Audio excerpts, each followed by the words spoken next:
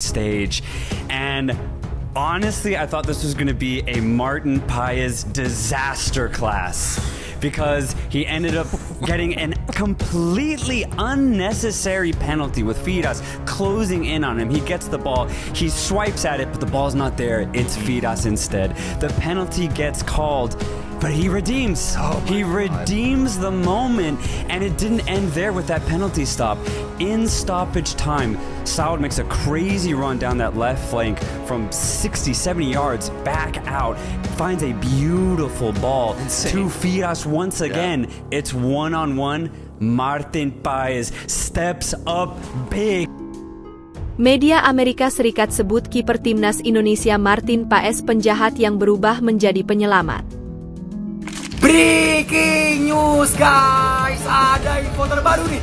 Ini bener-bener lagi ya, bukti demi bukti ya, bukti demi bukti. Tetapi ini sumbernya katanya dari ketua Ultras FC20 nih ya. Manusia 121 miliar bakalan bergabung ke timnas Indonesia. Makin gacor aja kata Pak Erick Thohir. Ngapain dibongkar sih, kan mau surprise. Ini bener-bener guys, kita doakan, kita harapkan yang terbaik untuk timnas Indonesia. STY, ada 2 tambahan pemain naturalisasi timnas Indonesia.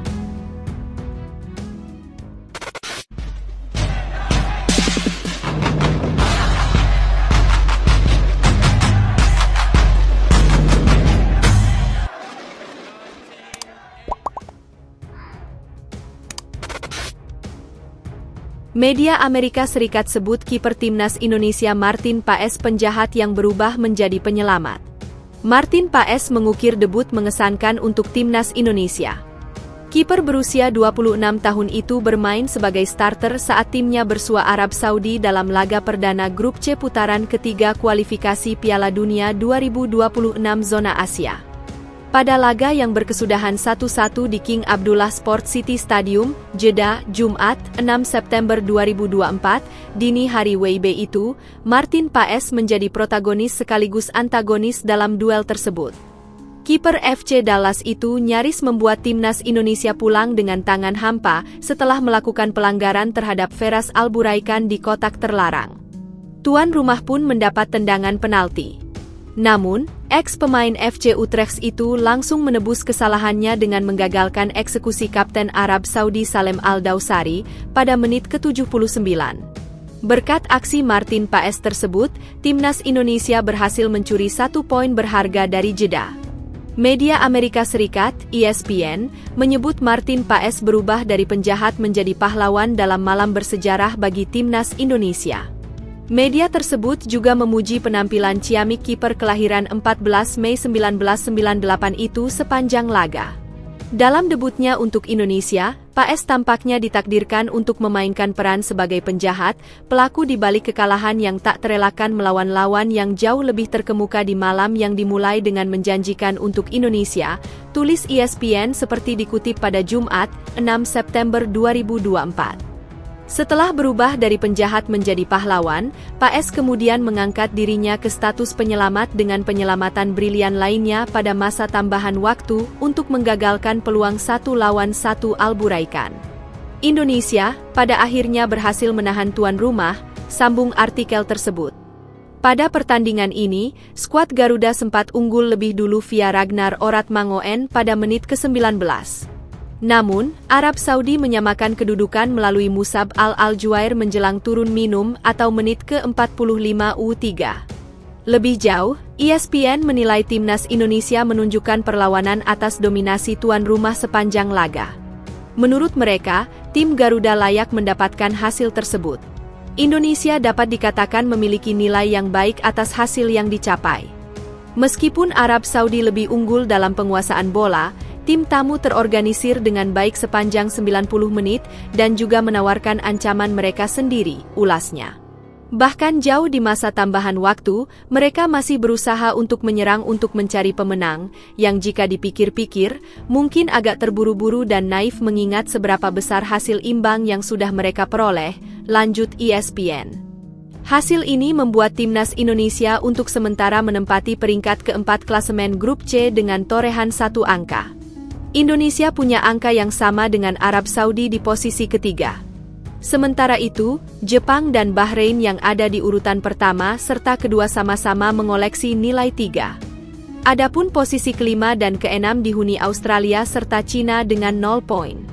Selanjutnya, Timnas Indonesia akan menjadi tuan rumah dengan menjamu Timnas Australia pada laga kedua di Stadion Utama Gelora Bung Karno, SUGBK, Jakarta, Selasa, 10 September 2024, pukul 19 waktu Indonesia Barat.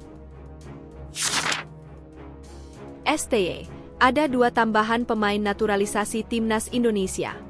Pelatih Timnas Indonesia Shin Tae-yong, STY, menyebut akan ada 2 tambahan pemain naturalisasi lagi untuk memperkuat tim Garuda.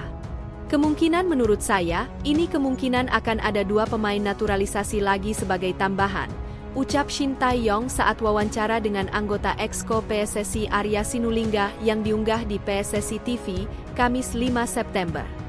Pelatih asal Korea Selatan itu mengaku masih membutuhkan tambahan pemain naturalisasi di posisi striker. Memang posisi striker yang sangat dibutuhkan saat ini, mungkin akan ada penambahan posisi tersebut, ucap ST. Jumlah pemain keturunan yang akan dinaturalisasi untuk memperkuat Timnas Indonesia akan segera bertambah. Baru-baru ini Mees Hilgers dan Eliano Reijnders disebut akan segera menjalani proses naturalisasi. Saat ini, Mees Hilgers memperkuat klub level tertinggi Belanda, FC Twente.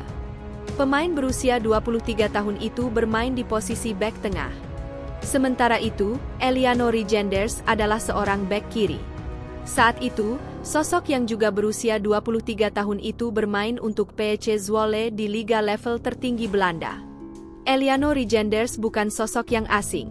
Ia merupakan adik dari bintang AC Milan, Tijani Reijnders. Mereka memang memiliki garis keturunan Indonesia. Tijani sebenarnya sempat mendapatkan tawaran untuk memperkuat Timnas Indonesia. Namun, sang gelandang serang pada akhirnya lebih memilih Timnas Belanda. Mees Hilgers dan Eliano Reijnders sama-sama masih muda. Keduanya saat ini masih berusia 23 tahun. Potensi kedua pemain itu untuk berkembang akan sangat besar. Selain itu, masa edar keduanya di Timnas Indonesia juga bisa lebih dari 10 tahun.